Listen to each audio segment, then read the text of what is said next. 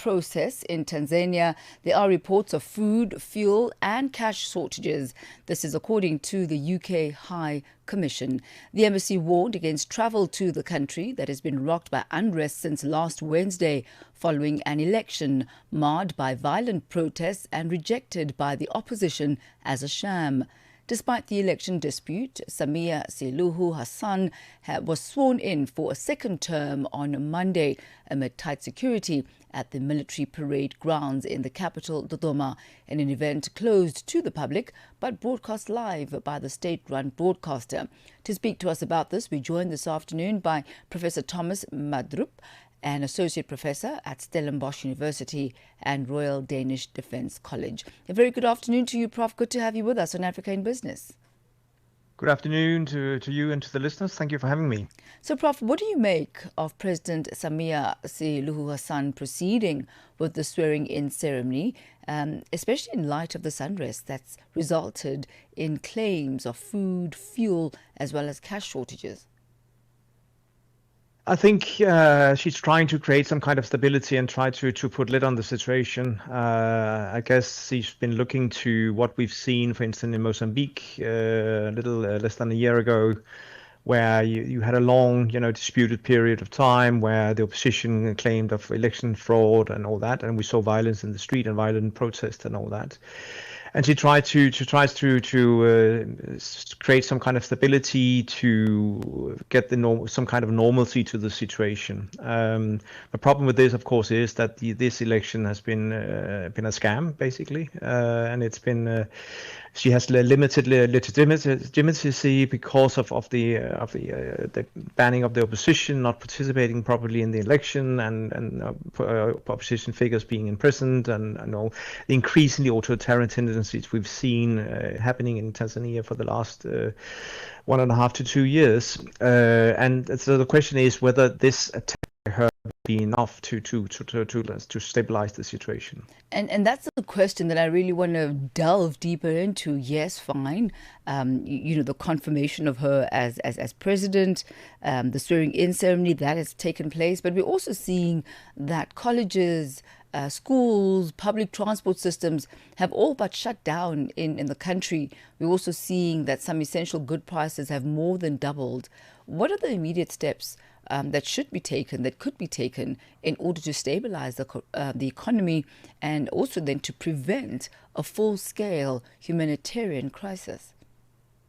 Yeah, but the problem right now is because of the disruptions and because of the protests and the situation, of course, risk going totally out of hand. We've seen these Gen Zs over demonstrations all over the world. We saw it in Madagascar recently as well. We've seen it in Angola, other places.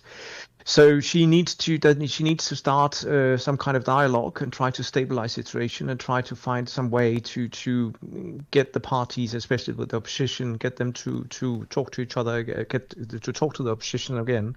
The problem right now is, as you mentioned, that the logistical change has been closed down. At the harbor, the port has been closed down. Which makes it, of course, that it's quite difficult to get the economy and especially the provision of food and foodstuffs up and going as long as the situation continues with this level of instability we've seen recently. Apart from the atrocities committed by the security forces against the protesters, and all that, it's not a sustainable solution that you need to deploy your military to the streets. You need to find some kind of solution to stabilize what's going on at the moment, and that is the questioning. Will diplomacy be the way to go? Chadema has rejected the official election results and alleges that no genuine election actually took place. So you've mentioned that this then bodes as a contention for legitimacy of this administration. What are the mechanisms that can be put in place, whether domestic or international, that can be actioned in order to verify or, on the other hand, to challenge the legitimacy of the election process? Yeah, I think that first of all, there's been a widespread critique of the election itself from international observers, the EU and all that. And I think it could be A good step if the African Union and maybe also SADC, the Southern African Development Community, went out and criticized for once and say this process is not legitimate, because then you could say we cannot accept what we've seen and we cannot accept what has been going on, and we need to have some kind of dialogue in a transitional period of time or whatever to make sure that this happens. This is not very likely to happen. What is very much likely to happen is that we already seen, for instance, the Zimbabwean president congratulating Tanzania's president on the re-election, and most likely we're going to see, in the sake of stabilization, that will happen.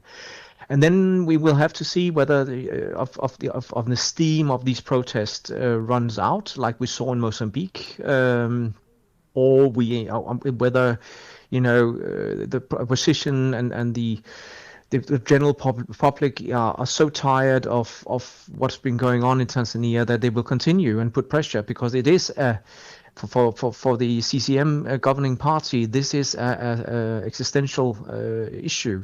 We saw what can happen in Madagascar just a couple of weeks ago, where the president has been forced out, and this could happen again here if need be, if she's not careful. All right, Professor Thomas Mandrup, thank you so much for your insight here. We'll have to see, as you mentioned, how the regional and even international bodies react, if they do, and how the locals will continue putting pressure, and for how long. We thank you for your time. Thank you for having me. Thanks. That's Professor Thomas Mandrup, an associate professor at Stellenbosch University and Royal Danish Defence College, taking us to exactly 27 minutes after 4.